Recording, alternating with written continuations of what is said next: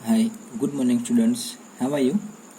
So आज 11th science का chapter number 2 structure of atom. So वो चैप्टर में ही लिखा है structure of atom means atom का स्ट्रक्चर क्या होता है और what is atom.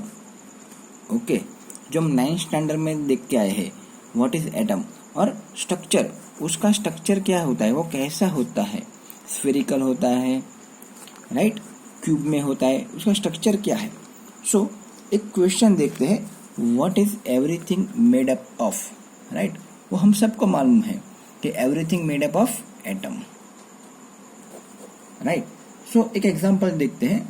So why so diversity.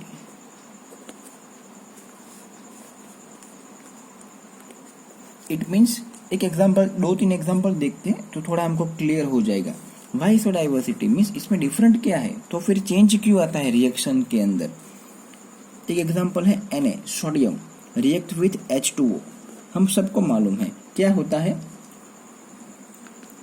Catch fire, वो क्या होता है, वो आग लग जाती है. नेक्स्ट Fe प्लस H2O क्या होता है, Fe आयन को हम पानी के साथ रिएक्ट करते हैं मीन्स अगर हम ज़्यादा टाइम तक रखते हैं तो क्या होता है उसमें रस्टिंग, राइट. नेक्स्ट एग्जांपल देखते हैं, कॉपर. ये सारे मेटल्स है, sodium, iron, now copper react with water.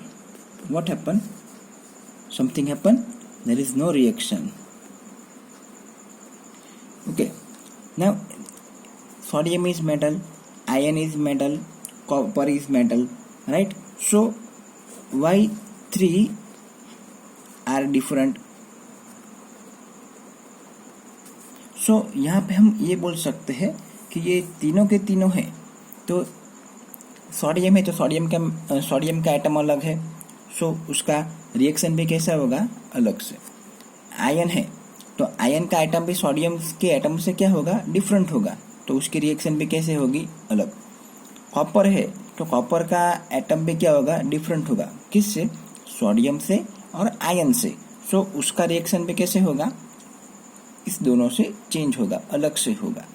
So atom, तो एटम तो है, everything made up of atom, but हम ये बोल सकते हैं कि एटम भी डिफरेंट टाइप के हो सकते हैं, राइट.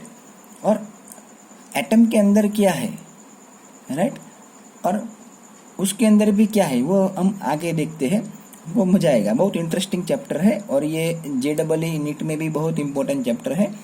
सो हम देखते हैं पहले कि डिस्कवरी, एक टाइमलाइन ऑफ एटॉमिक मॉडल.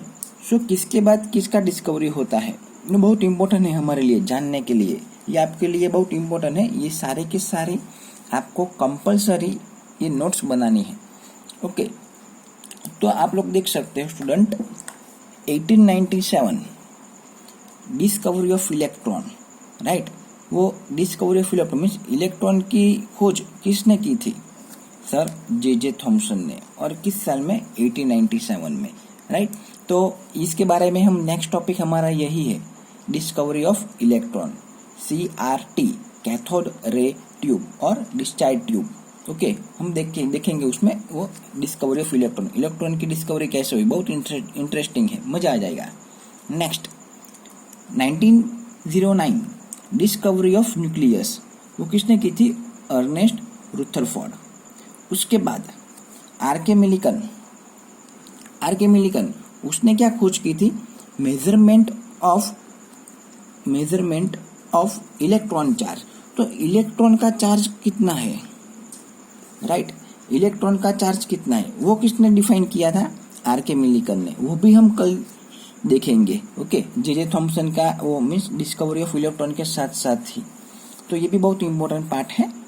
उसके बाद बोहर एटॉमिक मॉडल, राइट, वो हम 9th स्टैंडर्ड में भी देख के आए हैं. बोहर एटॉमिक मॉडल बहुत इंपॉर्टेंट है, इसके ऊपर पूरे सेकंड चैप्टर में इसके ऊपर ज़्यादा डिस्कशन करेंगे हम. बोहर एटॉमिक मॉडल, तो वो किसने डिफाइन किया था, वो किसने डिस्कवर किया था, तो वो था नील्स बोहर ने डिस्कवर किया था. वेरी इजी, आपको कुछ टेंशन लेने की ज़रूरत नहीं है, बहुत इजी है. देखते हैं आगे. 1923 वेव पार्टिकल ड्यूअलिटी, ये बहुत बहुत बहुत इम्पोर्टेंट है।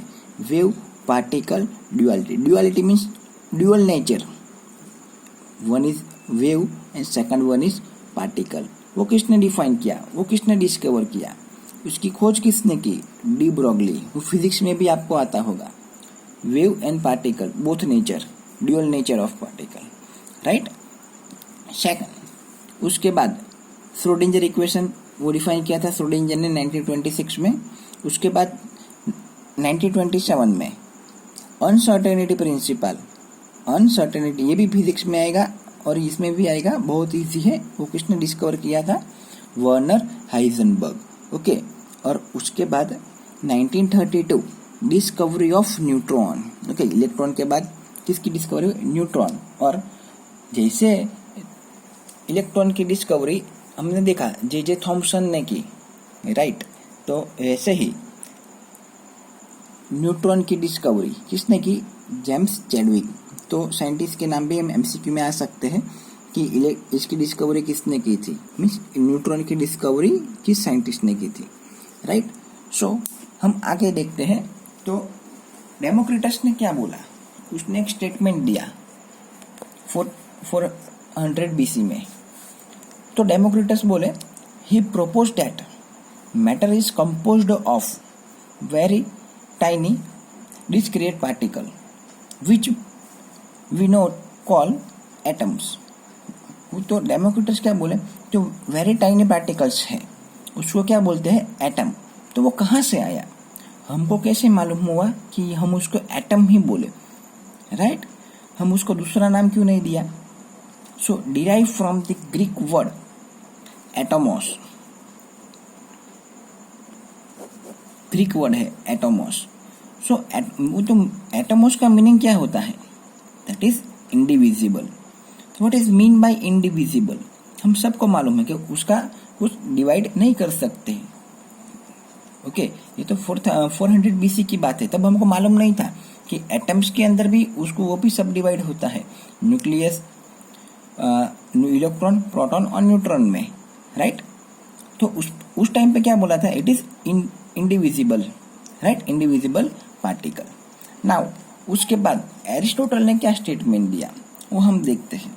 मे बी ये टेक्स्ट बुक में नहीं होगा ये दोनों, right. Propose that matter is compose of 4 essence part.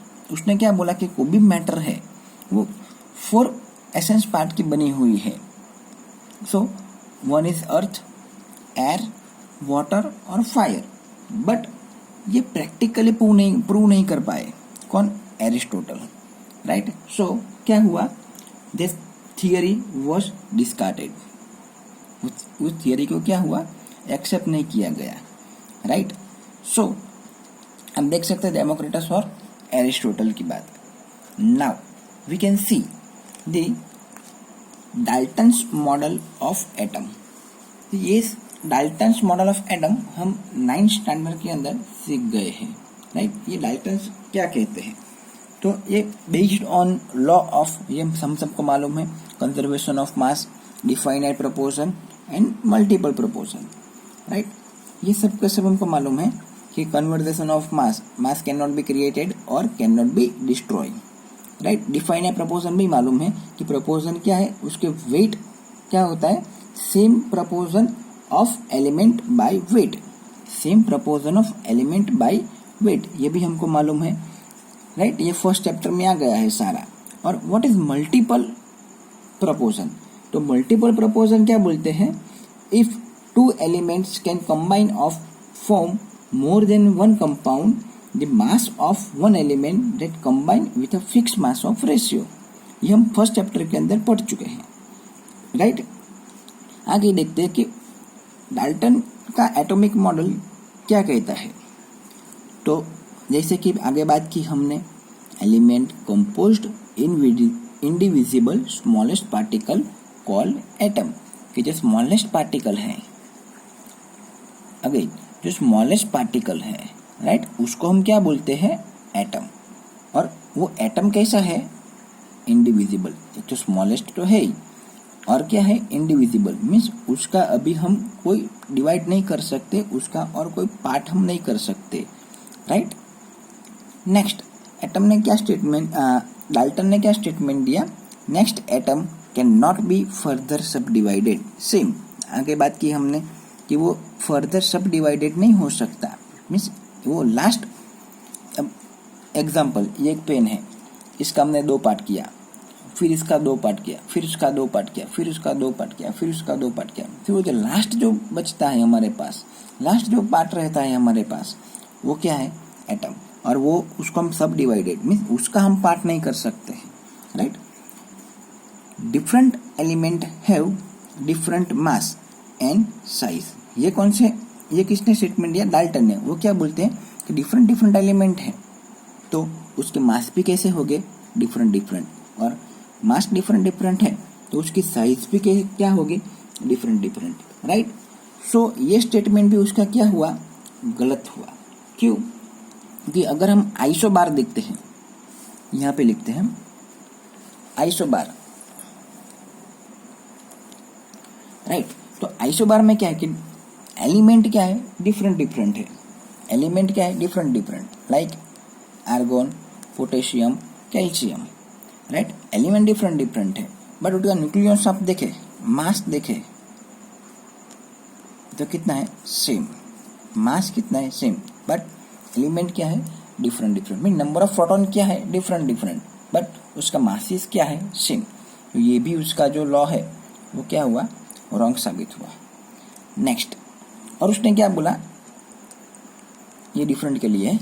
Next, same element have same masses and size. Same element, same element का मास भी क्या होता है, सेम, और साइज भी क्या होती है, सेम। तो ये लॉ भी उसका क्या हुआ, गलत साबित हुआ। कैसे, ये आइसोटॉप है, नेक्स्ट एग्जांपल हम लेते हैं आइसोबार, आइसोबार है, क्या लेते हैं, आइसोटॉप, राइट। तो आइसोटॉप में हमको मालूम है carbon C12, C13, C14, right. Next example लेते हैं हाइड्रोजन का, भी हमको मालूम है 1H1 hydrogen, protium, deuterium, 1H3 tritium, right. It means उसका जो नंबर ऑफ प्रोटॉन है वो क्या है, सेम है, बट उसका जो न्यूट्रॉन्स है वो क्या है, डिफरेंट डिफरेंट, उसका जो मास है वो क्या है, अलग अलग है, राइट। इसका मीन्स यहाँ पे क्या लिखा है, सेम मास, लेकिन आप यहाँ पे देख सकते हो मास कितना है, चेंज है ना मास में, राइट। आगे देखते हैं, chemical compound are formed by the union of 2 or more element. Okay, तो ये क्या बोलते हैं कि 2 से ज़्यादा एलिमेंट कंबाइन होके क्या बनाता है, एक कंपाउंड, राइट। हम देखते हैं हाइड्रोजन और ऑक्सीजन 2 एलिमेंट हो गए, दोनों कंपाउंड होके क्या बनाते हैं, H2O, राइट। नेक्स्ट, और उसने क्या बोला, atom always combine simple whole number ratio. तो वो क्या बोलते हैं कि चलो अभी 2.5 an hydrogen and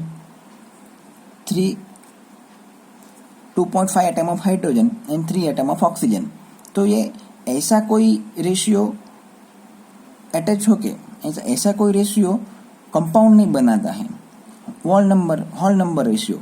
it means 2 atom of hydrogen and 1 atom of oxygen, 2:1, right. ये ऐसा कंपाउंड बना सकता है, लेकिन ऐसा 2.5 और 3 ऐसा कोई रेशियो बना के कंपाउंड बना सकता नहीं है। Very simple.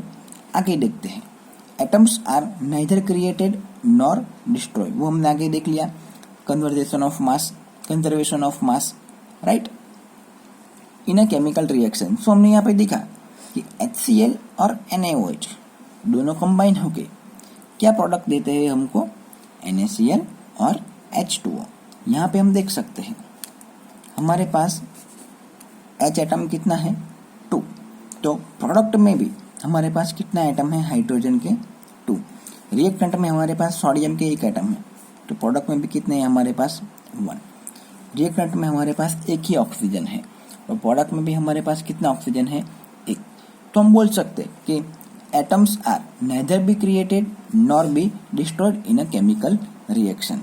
तो ये सारे स्टेटमेंट, ये सारे जो एग्जाम्पल्स हैं वो किसने दिए हैं, डाल्टन्स मॉडल ऑफ एटम। तो ये सारे एग्जाम्पल्स दिए थे डाल्टन्स ने। ओके, तो अगले सेशन के अंदर हम देखेंगे डिस्कवरी ऑफ इलेक्ट्रॉन्स।